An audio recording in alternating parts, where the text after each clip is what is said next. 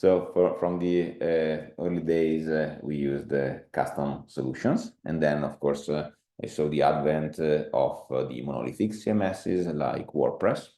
And then the headless CMSs, so that we are seeing today.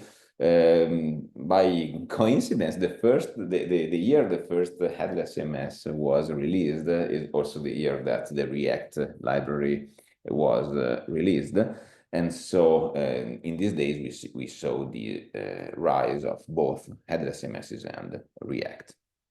And but during this transition, while the developer experience is surely improving, we see on the other side that the editor experience is worsening. Why? Because with the monolithic CMSs, we had this sort of visual editing, while in headless CMSs that don't know how the content will be presented on the front end, we just have these gray forms, so not a good experience for the content editors. And so today we see this gap. And as an agency that wanted to move away from WordPress, we recognized this gap in the market at the end of 2019. And this is why we created React Bricks. So, of course, there are many reasons for headless CMSs. Of course, convey and safeguard the brand identity, have great website performance with the latest technologies, ability to scale and reuse content with the headless architecture, security, etc. But as we saw, we have not enough freedom for the editors. So if an editor wants to create a new paragraph, they need to ask the developer to add a new field. This field must be fetched and presented on the front end. On the other side, we have the visual builders like Wix or Webflow. And of course, they have this great visual editing experience. They save the editor's time, but they give too much freedom to the editor, so they can break the design, which is something, of course, we don't want.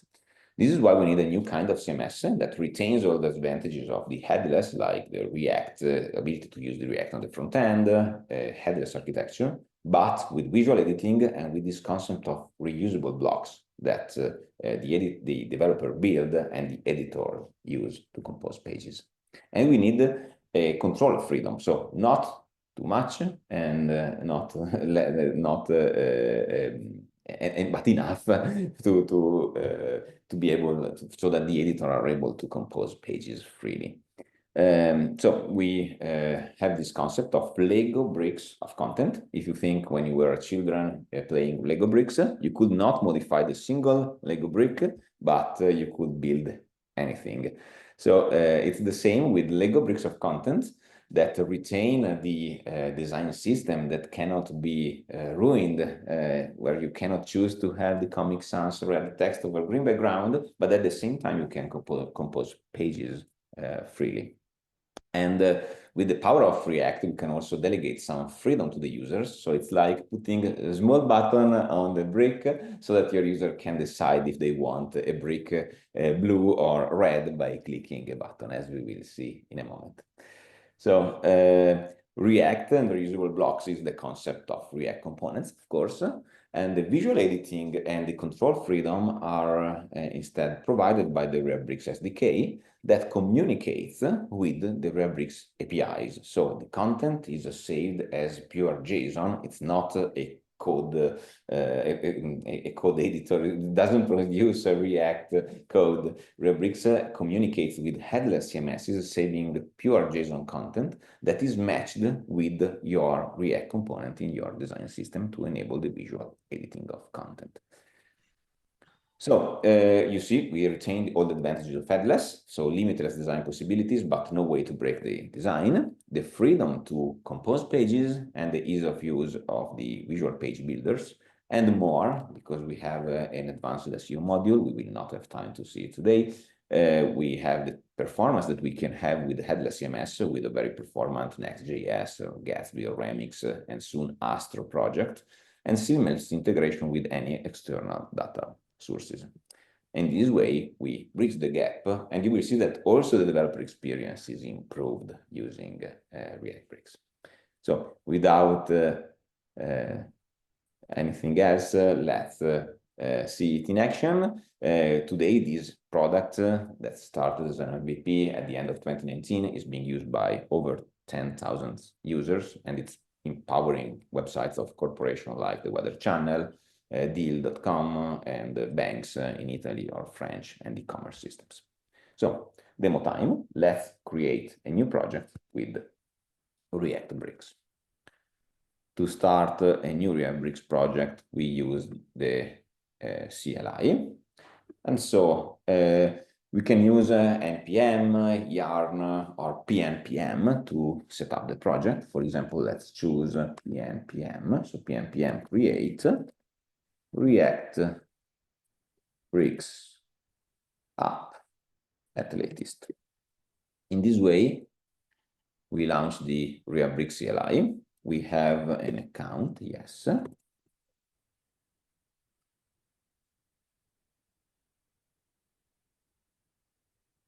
Okay, so we log into the system, keep logged, yes. So we want to create a new app, and let's say that it is workshop 2025 16. This is also the project name, the folder name.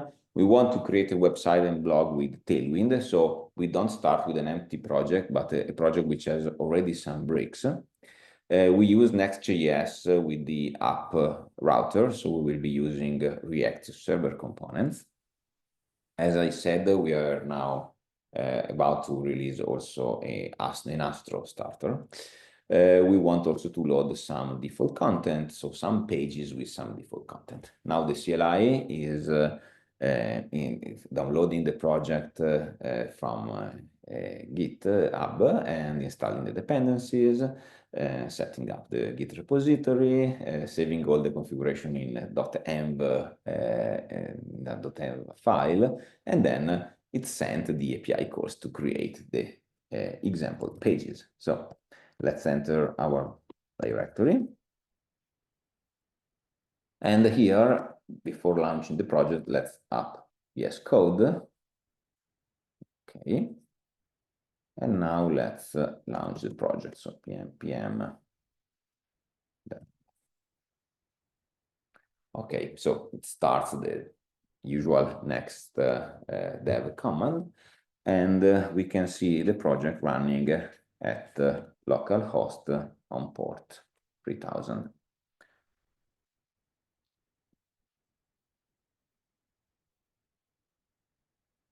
Okay, so this is the website that was scaffolded by the React Bricks CLI, and we can log in. So let's go to the editing interface.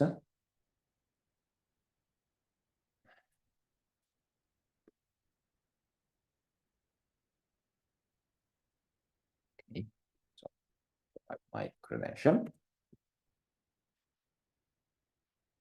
Okay, and here we are. So here on the left, you see the pages that were created by the CLI.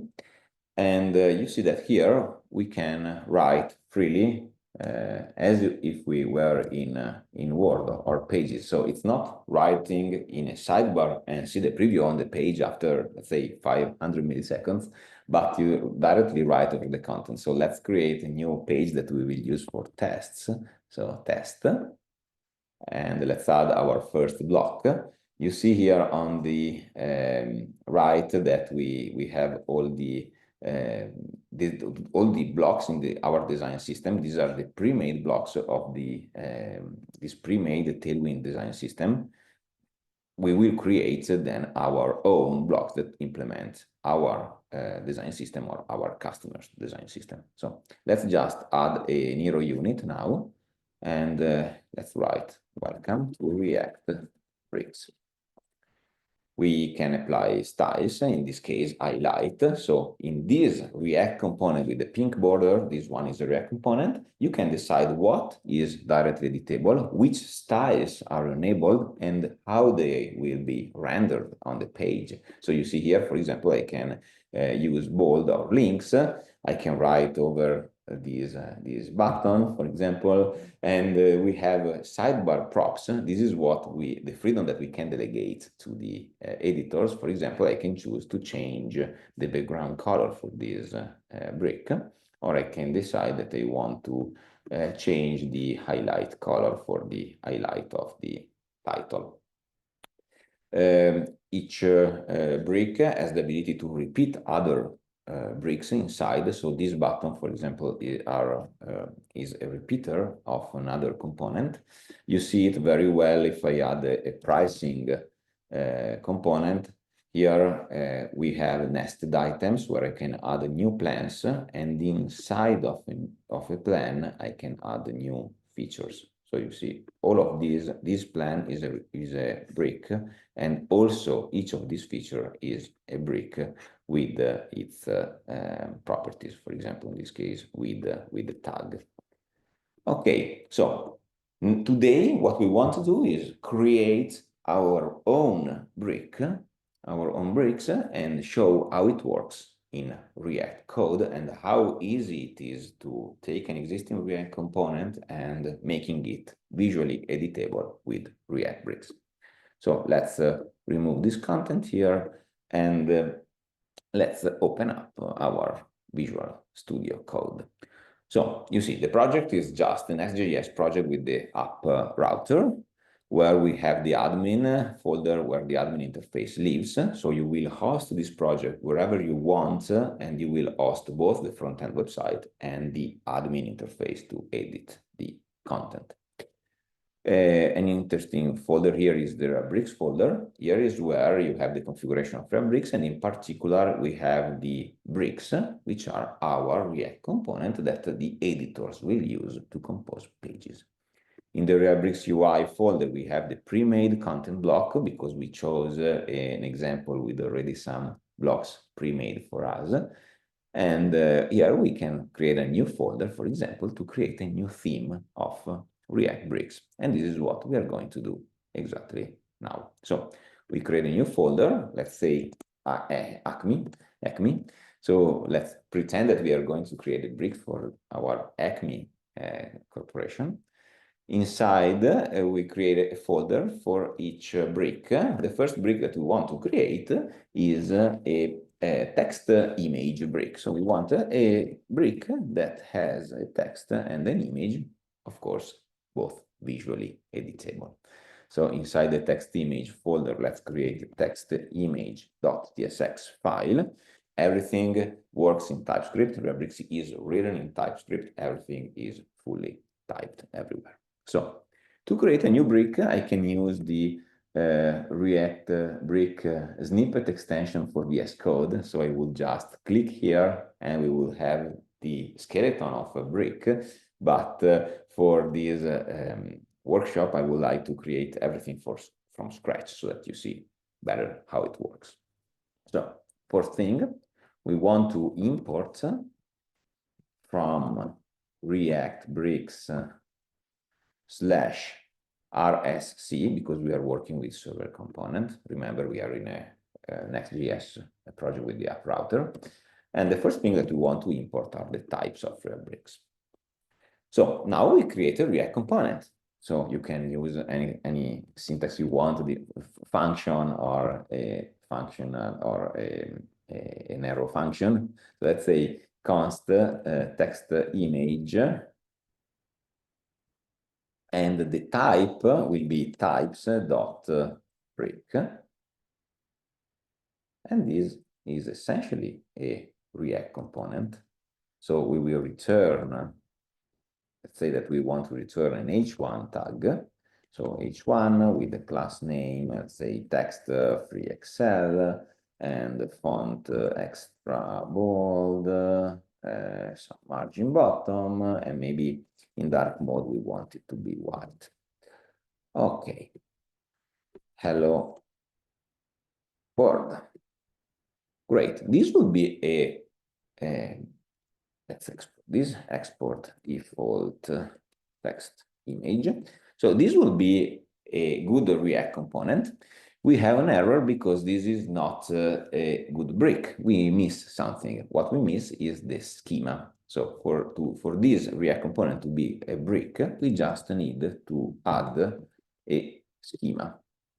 So dot schema equals, the schema is an object that requires just two things: a name for this brick, let's say workshop text image, and a label that is used when this brick is added in the UI. So let's say text image.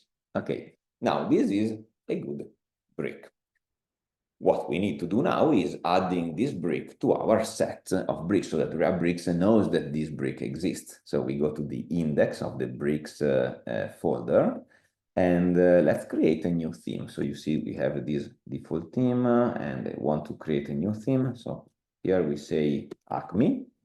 The categories are a way to categorize the bricks into, I don't know, the hero units, CTAs, features, etc. Let's create just a category which is content, and here we can import our text image from the Acme folder. Perfect. So now we have our new brick. Let's see in the interface what happens now. So first of all, we go to our test page, add your first brick, and you see that here we can filter by theme. So let's pick only Acme so that we will see only our bricks. Okay, when I go over text image, you have a preview. If I click, we are adding our first brick, hello world. I can click, I can add another, great. Of course, I cannot edit in a visual way this text because we still haven't used the visual editing components of React Bricks. So let's make this text visually editable.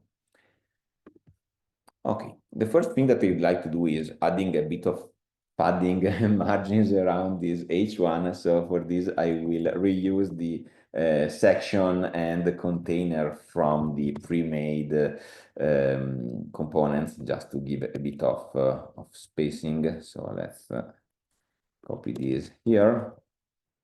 This does nothing but giving a bit more of space around. And now let's add an interface for this component. So interface text image props. And in this interface, I want to add the title, which we will edit in a visual way, which type is types.text value. This is the text type of React Bricks. Now let's add a generic here with our text image props, so that now React Bricks knows this title prop. So we can get this title. And now what we want to do is import a text component from React Bricks and add here the text component. So I can write text and click here so that I have the snippet that autocomplete for me, the text component. The prop name is not text, but title. So you see we have a prop name, the value, which is this title, a placeholder, and a render block, which now renders just this span. We want to render our H1, of course. So we just copy and paste this here. And instead of hello world, of course, we have the children of our render function. So you see now we have this text component that is editing the title prop. So let's see what happens. Okay, you see that here we have this type a title, and I can write here, so test1, and of course here I write test2. So you see here I'm creating some text that is being saved into a JSON representation of this page. So you can imagine that the JSON representation is block 1, block 2. This block has a title, which is test1. This other has a title, which is test2. And we are saving this on the headless CMS. But by way of the name of the brick, the JSON content is matched with our React component, and the props coming from the server are passed to the React component. Great. So we have already a visually editable text. Okay, remember we wanted a text image, so we need the image part now. And to add an image, let's create a grid. So let's create a div with a class of grid, a grid which becomes a grid with 2 calls on the LG from the LG screen with some gap. Okay. So here I'm using Tailwind, but Rubrics works with anything. It's not limited to Tailwind. It works with any CSS framework, no CSS framework at all, CSS in JS, it works with anything. And inside of this div, we want to add our 2 div for the grid. The first one for the text and the second one for the image. So let's copy our text in the first column. And in this other div, we want to add an image. How can we do it? Well, first of all, we want to add a prop for this image. So let's say image, and the type is an image source of Rubrics. Then we want to import also an image component from Rubrics. And well, another thing that I'd like to do is adding some defaults for our props. So I can do it with a get default props. So remember we added a text before, and I want a default for this title. And so let's say that the title by default is let's say thick as a brick. Okay. And now we want to add an image in this other column. So to do it, we get the image prop from our component props, and we add our image component. So here I'm using the snippet so that it's quicker. The prop name is image, it's all right. We have the source, which is the image. The alternate text we can provide is, of course, the alternate text will be added by our content editors. This is just an alternate text fallback if they forget to add an alternate text. The max width is for the optimization that Rubrics does on the server. So we create all the responsive version, and we know that the biggest one will be 2 times this max width for the retina displays. We can provide an aspect ratio if we want to limit our editor to add an image with a certain aspect ratio. For example, we can say 16/9. And okay, so now let's see what happens. Okay, you see that now we have an image with the correct aspect ratio that we wanted. We can click on this, and now we can select an image from the library. There is a complete DAM where we have images organized in folder, or we can select an image from Unsplash, upload, or from URL. So let's select from Unsplash, for example, let's say mountain, snow. Okay, let's pick this image here. You see, we have all the data from Unsplash. We can save this image, and now we can crop for the use on this page. And you see that since we fixed the aspect ratio, I can crop, but just with the fixed aspect ratio of 16/9. Save, and we have our image. So let's save. Now, below this text, let's add also a rich text, let's say a description. Here we have the title. Oh, I forgot also that now remember we added a default for the title. So if I add a new text image, you see that by default we have this title. We could provide the default also for the image, but usually I don't do it. So now let's add a rich text. So we want to add a description, which will be of type text value. We get the description here. And, you know, we need a rich text this time. So rich text that we need to also import from Rubrics. So let's import rich text. And now rich text, we use the snippet. The prop name is description. Okay, type of description is okay. And the render block, this time we want to render a paragraph. So let's say a P with a class name, which is text LG, We can make it gray, so gray 600, and maybe with a bit of margin bottom, and in dark mode it will be white. Okay, let's close the P tag. And you see that we have something new here. We have allowed features. So we can choose which rich text feature we want our editor to be able to use. In this case, we have just bold. We can provide a default also for the description. Oh, you see that also here in the get default prop function, we have everything auto-completed because we have TypeScript, we provided our generic type, and so React knows that the get default props has these props. So the description could be something like another break the wall. Okay, let's see what happens now. This is a yes error. Sometimes happens. So you see we have this type description, and so here we can write our description. We don't have the default for this block because this block was already there. We would have the default for the description if we add a new block on the page.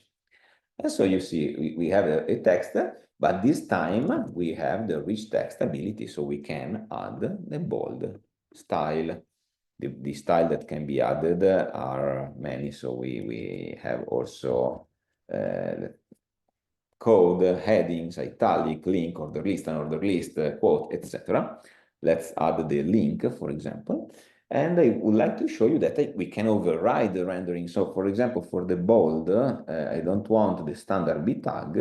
It's just React. It's just a render function. So we want a B tag with our children, but we want to add some more style. And so let's say that the text, we want it to be pink for a bold. And so if we go here, you see that now the text uses our render function. And we have also the link. Remember that in Tailwind, the link doesn't have any styling by default. So if we would add a link, we would not see it. So what we can do is we do render link this time. Render link, in this case, we need the children, but we need also href. Otherwise, the link is quite useless. And we can get the target and rel. And so what we want to render is a link, but a link of React bricks. The link of React bricks we'll use the link from Next.js, in this case for the local path. We'll use a standard anchor for the external links. And more importantly, you will be able to write over the link in the admin without triggering the link, and only on the front end it will act as a link. So it's very handy to use a React Bricks link.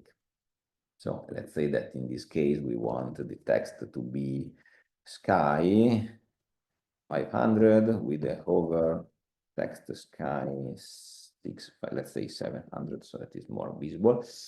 And so this is a link from React Bricks. Okay. And a link, of course, needs an href. So let's say href equals href. Then we want to put the target and the rel. And here we are. So let's go to our editor. Load. And so now, link here. If I go to the link, you see we can give a path or a URL. Let's provide the URL, open a new window, yes, apply. And here we are, we have this link. Here you see that I can write without triggering the link. So it's very handy. But of course, if I go to the full screen preview, you see that this is a working link. Okay, great. So our component starts to look nice. Now what we could do is let's give the freedom to our editor to decide if they want the image on the right or on the left. So to do this, we will create a side edit prop. So a control that will live into the right sidebar that will allow our user to choose the side for the image. So to do this, first of all, we need a prop that will get this value. So image side, which can be left or right. Okay, here we get the image side. And what we can do is we have a div here, and this is the div that contains the text. We can say that we want to conditionally make this the last one, so we can use order last to make this the last one in the grid. To do this, I'd like to install CLSX, which is a library to apply conditionally classes more easily in React. So let's restart the project. Now we can import CLSX from CLSX.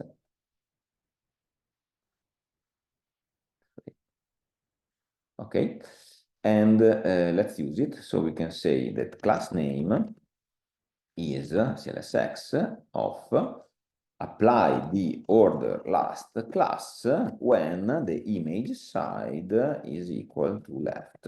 So if the image is on the left, we don't want the text on the left, we want the text on the right. So we put this order last class.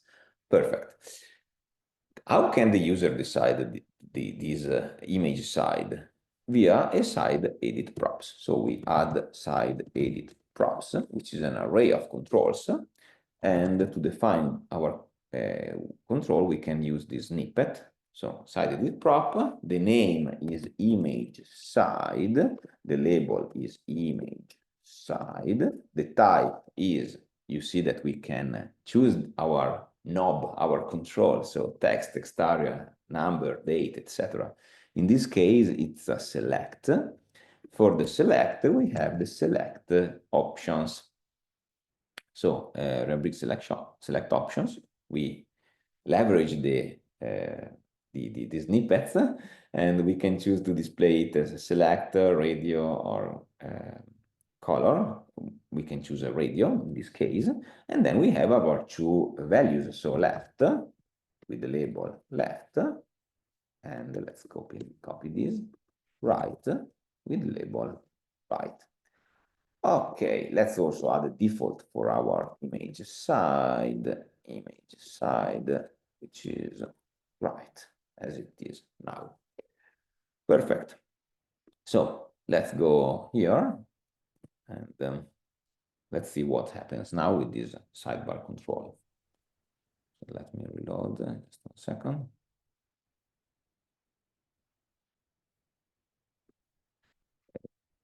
Quite slow connection today.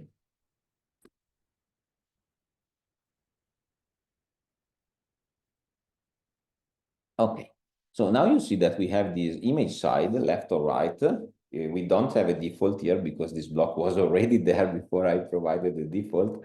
But you see that when I choose left, now the text becomes the second column, and so our editor can choose if they want the image on the left or the right. This is the button on the Lego bricks to delegate some freedom to our users. If our user wants Comic Sans text here, they cannot do. But if they want to change the image side, they can do. So we can choose exactly what we want our editor to be able to do. Great. So now that we have our beautiful brick, let's add a preview image, because you see when I add an image from the other teams, you see that we have this beautiful image on the right, while for our text image, we don't have it. To do this, we can go to the playground. In the playground, we see our bricks, in this case of the Acme team. And here we can play with our bricks. So let's add from the library our mountain. And we have some text. Let's copy this a couple of times. Okay, and here we can get component screenshot. So I click get component screenshot. Now I have in my clipboard a URL that I can use. So I can say preview image URL. I paste what I have in my clipboard. And now, if I go back to the editor, when I want to add a new brick, you see that we have the preview for our brick. Great. You could move this image locally. It's better usually, so that it doesn't depend on this project, because this image is being saved under this app, but it would be better to just save this let's save into our downloads, and then we can put it beside beside our brick. We can rename it preview. Okay, and then we can reference this into our component. So we can import it. So import img preview from preview png. And then instead of this long URL, we can just say that the preview image is preview image dot source. Okay, so that is local. Great, our brick is ready. Now, what we want to do is having a brick repeated inside of this brick. For example, in our text image, we would like our editor to be able to repeat buttons. So we could have one button, two buttons, no buttons. And what we can do is create a button brick and then repeat it into the text image brick. So let's create a new folder, which is button. Okay. Let's create a new file, which is button.tsx. This time we want to start from a pre-made component. So we have a component, which is this one. It's a simple React component. This is not a brick. And we want to turn it into a brick. You see, it is a link from Next with a prop, which is the type, primary or secondary, that will change the styles applied. There are the children and a path for the href. So first of all, we know that the link should come instead from React bricks RSC. And since we are here, let's import also the types. And we will not have the children, but instead we will want a button text, which is of types, text value. So we remove these children, instead we get the button text, and we will the button text will be editable. So here we need a text from RevBricks. So let's import the text, and we just write text. And this is button text. Okay, so we make this visually editable. As a render function, we can leave the normal span because we have already the styles on the link. So you know now this text will be editable. Let's add this brick to our bricks. So button from Acme folder.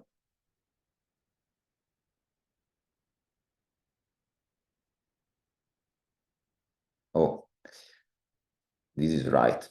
This is a React functional component. It's not a brick. So RevBrick says you cannot add a functional component to the brick. This must be a brick. So the type should be types dot brick.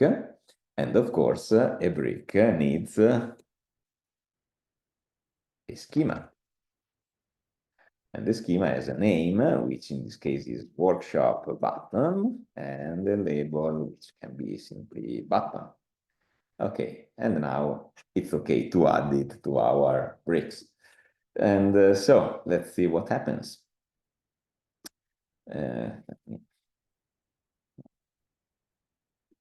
Okay, now if I add a new brick, you see we have also button. Oh, this button doesn't have a default for the button text. Let's add the default, which is better. So let's say that by default we want to be classic submit button text. Sorry, the default is in the get default props, which is a function that returns an object with our props. So button text is submit. Here we are.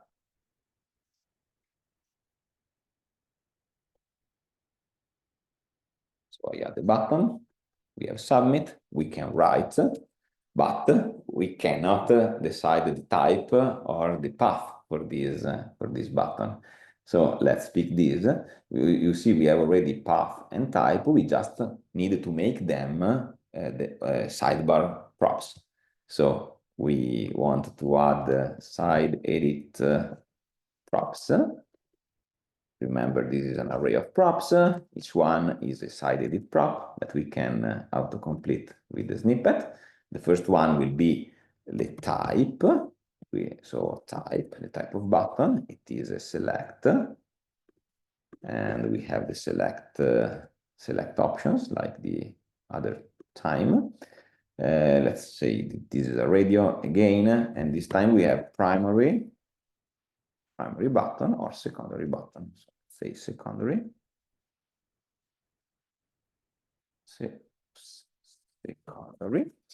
Okay, so we have our type side edit prop. We want to add a new one, which is the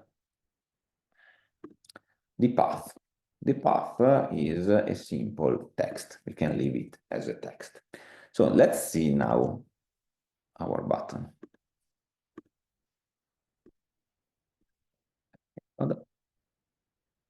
Let's add the button. Okay, you see I can write. We didn't provide a default for primary, secondary.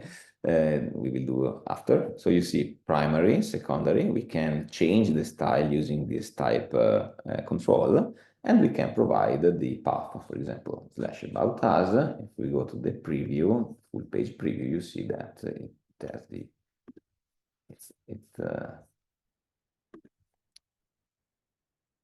linking to the path. Okay, so now what we want to do is let's provide a default also for the type, which is primary. For the path, we can leave it empty. So now that we have this button, remember we want to repeat this button inside of our text image component. To do this, first of all, from the button, we export this interface. And here in our text image, we add a prop that will host the buttons. So buttons. And the type of these buttons is types.repeater items. So repeater items, where we can provide a generic. And the generic will be the button props from the button, so that Rubrix knows that this is a repeater of component of type button. So we get our buttons here, and now we want to import one last component from Rubrix, which is the repeater. Okay, below the text we'll add our repeater that has a prop name, which is buttons. The items are the buttons. Okay, here we are. There is one last step, because we have a repeater which name is buttons, but Rubrix doesn't know that this repeater should repeat buttons. So what we want to do is create a repeater items array. This is all the things that are repeatable inside this component. And in particular, we have a name that should match the name of the repeater, so buttons. And we need to declare the type, the item type, which is the name of the other brick, so WS button. Here we are. So now here we will be able to repeat buttons. Let's see if it is true. So we go here, and now we have nested items. Before was grade, now it is clickable, and you see that we can repeat buttons. So add button, okay, add button, and each of these is a component with its props where we can write. Perfect. Maybe we don't want our editor to be able to add the buttons in this way. So let's say that we want max 2 buttons and with a bit of spacing. First of all, here we can just say max 2. So we will have max 2 buttons. And what we want to do is provide a render wrapper function that will get the items. And here we can wrap the items with anything. the wrapper will be rendered only if there is at least one item. So it's handy to use this function. So let's say, let's create a div with the class name, which is flex, with some gap between the items, and flex wrap, and some margin bottom. Okay, we probably will not use the wrap because we have just 2 buttons. And here we render the items of the repeater. Let's go here.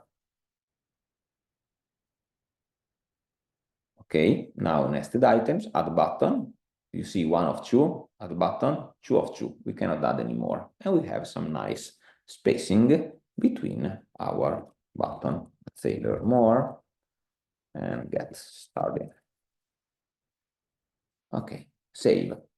So you see, we have a very complete brick now with the ability to also repeat other bricks inside. And in this way, you can create these Lego bricks of content that your editor can use. We don't want our editor to be able to select a button directly because this is meant just to be used inside another component. So we can just say in the button that we want it to hide it from the add menu, so hide from add menu true, so that this cannot be added directly. Another thing that we can do here, where we have the path, we can validate this path. So we have a validate function that gets the value, and as a second argument, we have all the values to perform some cross-field validation. In this case, we want to do something easy. So we want to say if the value starts with, let's say, HTTPS, it's a valid link, or if the value starts with slash, it's valid. Otherwise, let's say invalid path. Okay, so now let's reload. You see that, let's remove this button, and you see that now I cannot add buttons directly anymore. And for these buttons, now we have a validation on the path. So you see invalid path. And if I try to save, you also see this warning, at least one block has validation errors. You could also decide to prevent saving at all when there is this situation. Now I allowed it in the React configuration.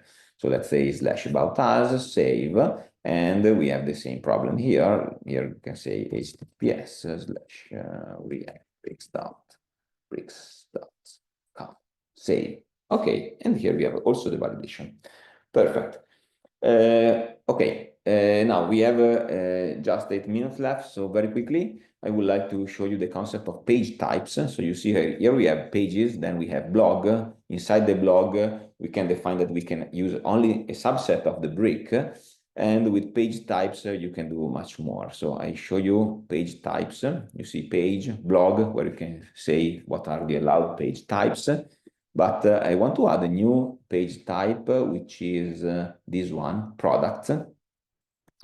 And in this case, this is a template-based page type. So we can define slot on the page to fix the structure of the page. And we have an heading, which has just one brick. And we have a content which has from 0 to 4 of these types. And then we have another slot, which is the footer, which is not editable at all. So now if we add a new product under this new page type, let's say product 1, you see that we have this structure with slots. Here I cannot add anything, but I can just modify this brick.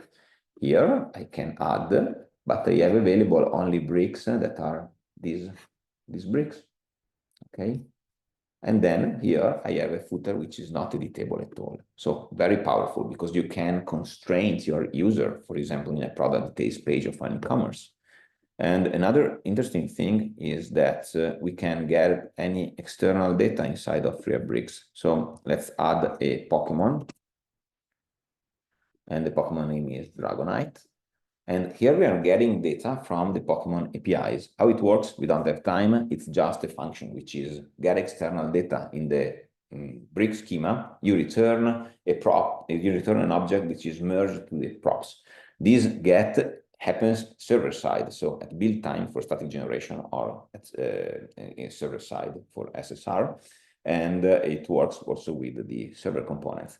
Mixing these two things, the ability to have a template and external data, you can do something like this. So Next.js commerce.revbricks.com, this is the Next.js commerce example, powered by RevBricks. So in this case, I can go to a product, I can click on editing, and you see this data comes from Shopify. I cannot edit it, but I can choose under nested item that I want a new accordion. This accordion is return policy. And here I can write directly with RevBricks. Something is from Shopify, something is saved in the JSON structure. Here I have a carousel, I can add another carousel, and here I can add the nested items, 1, 2. And these nested items I can search from Shopify. So this is another control, which is a autocomplete control of RevBricks that can query an external API. And here I'm querying the API from Shopify. So you see, and these products are fetched from Shopify. So very powerful. There are e-commerces like these that are created using RevBricks. So something comes from the headless commerce and something is edited in a visual way. Very last thing, then a question. There is also the ability to have a custom fields inside of page types. So let me just copy this one. This is a new page type, which I copied in the wrong place.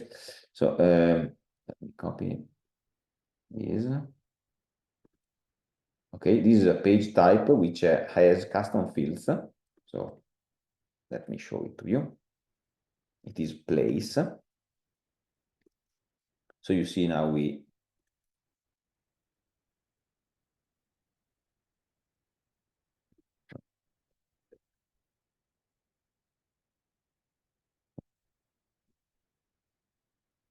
messed up with things.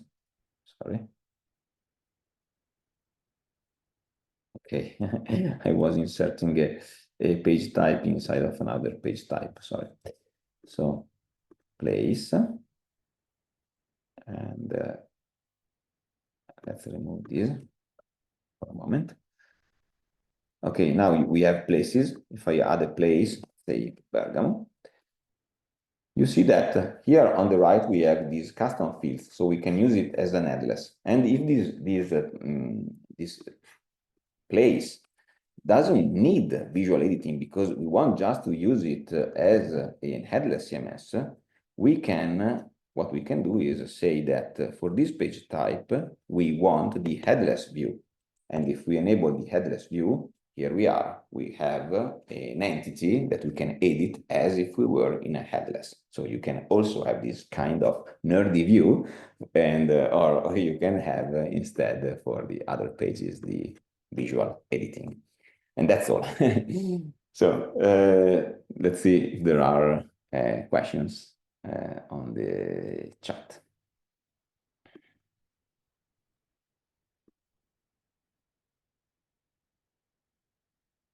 Okay, we have existing React components. How does RevBricks handle this? Okay, I showed it. You can take a React component and make it visually editable. It's just a matter of adding the schema with the needed properties and turning each text that you want to be visually editable into a text component of RevBricks with the render function, and turn every image into an image of RevBricks so that it becomes visually editable. Question for my content team: is there SEO capability? Sure. I have a multi-language website. How do I translate a page? Perfect. Well, okay. These are more the CMS capabilities of RevBricks that I didn't show. For the you see, for example, you can also schedule publishing in the future. You have this SEO part where I can provide meta, open graph data, Twitter card data, and schema.org. So we can choose the schema. We have implemented the full schema.org semantic data. So in this case, I can say this is an event. For example, I can say that the attendance mode is online and provide the stream URL, or is offline, and the venue. We can add the tickets for these events. So you have the full schema.org. You can say that this is a product, this is a recipe with all the recipe data. This is an add-on, a paid add-on of React Bricks, but you see that it is really very complete. I know only of a plugin for WordPress that has this level of completeness as for the JSON, the LD schema.org data. Other question was about translations. So yes, you can go to the settings. So I click on settings. And here we can provide a build hook. For example, we have all the configuration. One of the configuration is languages, so I can choose to add Italian. If I go back to my editor, I see that now I have Italian with a warning because there is not an Italian translation yet. Yes, create translation for our test page, and this becomes ciao. Save. And let's say that this is not draft, but published. And here we are. We already leveraged the Next.js internationalization router. So it's just a matter of adding IT to the Next.js config, and we will have /IT with this page ready, served by the router of Next.js. Other things that are interesting here, you see, you can provide the single sign-on preferences. You can create custom roles. You can create multiple content environments. You can set up an approval workflow. So everything is enterprise ready. We have the change history, so I can go back in time, view the changes, and go back in time for every action of every user on any pages. So if a user deletes a page, you can restore it in one click. And you have also the ability to request a backup, that you will receive an email with the ability to get a link.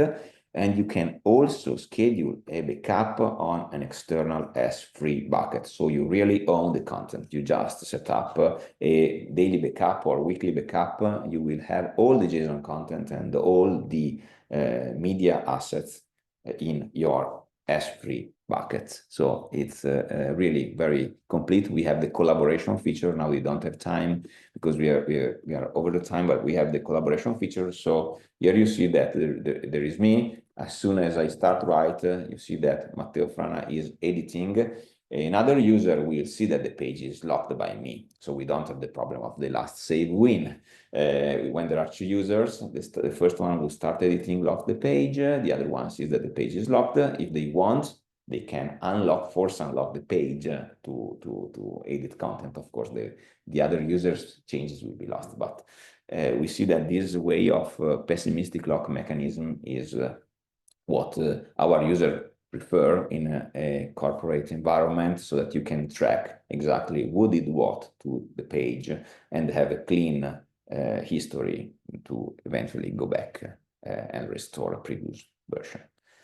Okay, let's see if there is any other question. Meanwhile, no, existing React component, multi-language, and SEO. So I think that we saw everything.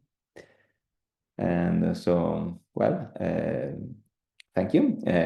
I'm available for any questions you might have when you start using React Bricks. So, Mitch, I let you close. Okay. Well, thank you, everybody, for attending today's session. The recording will now wrap up. We'll send out a follow-on email in the next day or two with the recording. And please, after receiving that, if you have additional questions or like additional details, please let us know. Thank you. Having a great rest of your day or evening. Bye-bye. Thank you. Thank you, everybody. Bye-bye.